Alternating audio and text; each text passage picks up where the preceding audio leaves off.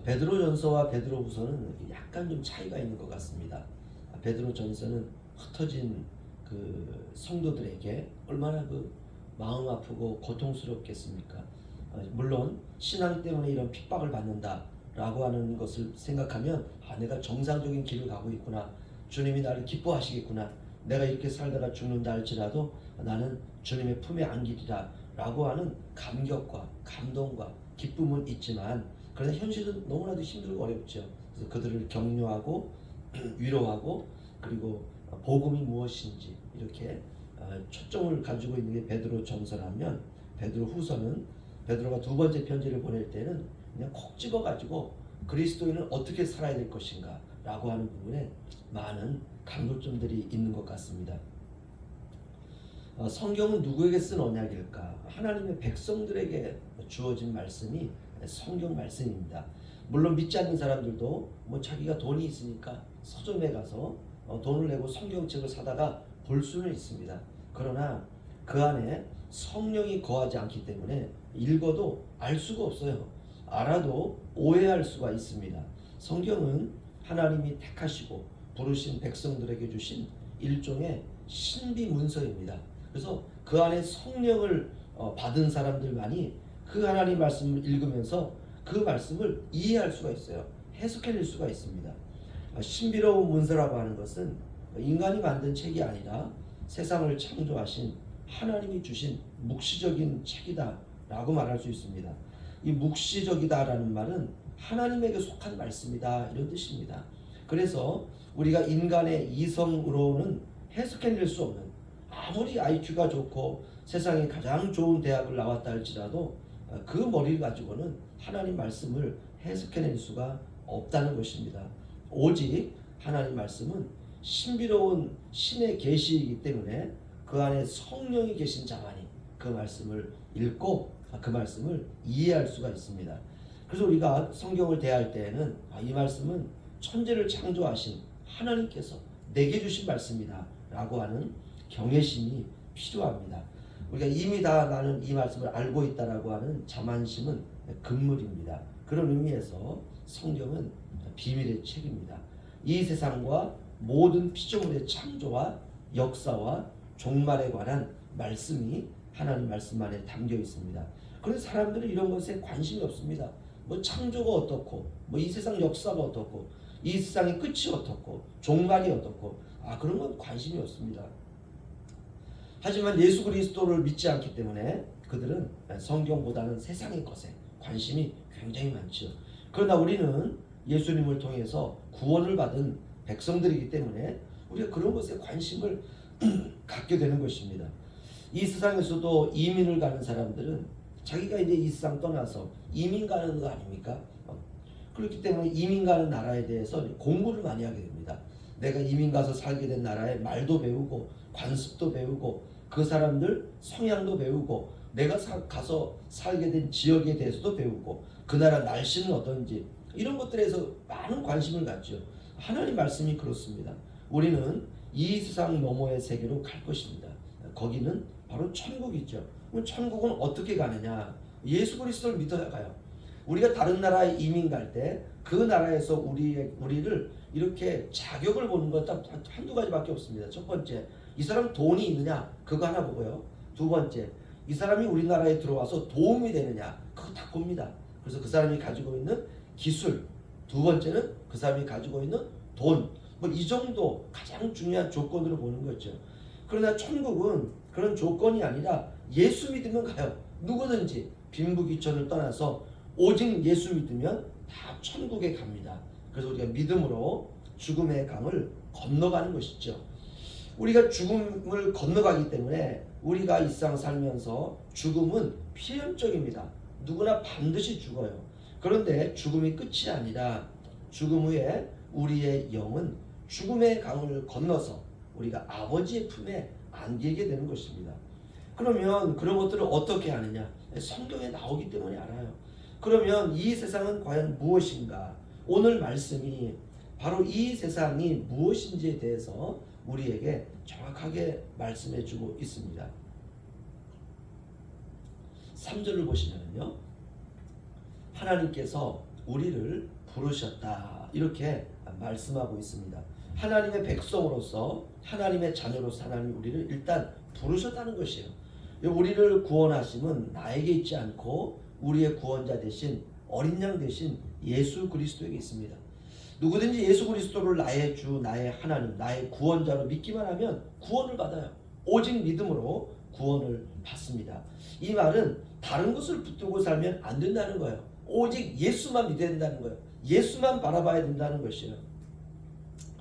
아이를 낳아서 키우는 사람들을 가만히 보면 딱 공통점이 한 가지가 있습니다. 그게 뭐냐면 그냥 아이가 그 인생의 전부예요. 그래가지고 그냥 아이가 무엇에 관심을 가지고 있는지 그냥 아이만 쳐다보고 있어요. 참 좋은 거죠. 근데 한 가지 안타까운 건 있습니다. 내가 그렇게 아이를 쳐다보는 것처럼 하나님이 나를 쳐다보고 있다는 걸 의식해야 되는 것이에요. 그렇죠? 아이는 엄마만 쳐다보잖아요. 근데 엄마는 아이만 쳐다봐요. 그게 끝은 아니죠. 야, 이 아이가 나를 낳은 나를 쳐다보는 것처럼 나도 나의 영혼을 구원하신 하나님을 바라봐야 되는구나. 거기까지 바라봐야 되는데 그게 안 돼요. 참 그 안타까움입니다. 우리가 예수 믿으면 구원받는다. 이 말은 예수만 바라봐야 된다는 거예요. 예수만 믿어야 된다는 것이에요. 그래서 예수 믿는다라는 말 앞에 딱 한 가지 우리가 부사를 붙입니다. 그것이 바로 오직 예수, 오직 예수만 믿어야 구원을 받는다는 것입니다. 이렇게 우리가 믿음으로 하나님의 백성이 되었습니다. 그렇다면 믿음으로 하나님의 백성이 된 사람들은 어떻게 살아야 되느냐? 이것이 바로 구원 이후의 삶이죠. 3절은 하나님이 너희를 부르심으로 너희가 구원을 받았다 라는 말씀이라면 오늘 우리가 읽은 4절은 그럼 구원받은 백성들은 어떻게 살아야 되느냐? 이것이 4절입니다. 우리 4절 내가 이제 어떻게 살아야 되는지 우리가 생각하면서 함께 한번 읽어보겠습니다. 시작. 이로써 그 보배롭고 지극히 큰 약속을 우리에게 주사 이 약속으로 말미암아 너희가 정욕 때문에 세상에서 썩어질 것을 피하여 신성한 성품에 참여하는 자가 되게 하려 하셨느니라. 아멘. 하나님께서 우리에게 보배롭고 지극히 큰 약속을 주셨다라고 말합니다. 그냥 약속을 주셨다 이렇게 해도 되는데 그 약속은 그 보배롭고 지극히 큰 약속이라고 우리에게 말씀해 주고 있습니다. 그렇다면 그 약속이 도대체 뭘까? 그 약속이 얼마나 대단하기에 그 보배롭고 지극히 큰 약속을 우리에게 주셨다고 하는가? 바로 그 약속은 뒷부분에 나옵니다. 우리가 신성한 성품에 참여하는 자가 되게 하기 위해서 이 약속을 주셨다는 것이에요. 이게 도대체 무슨 말이냐? 우리가 신성한 성품이라고 하는 것은 하나님의 성품을 말합니다.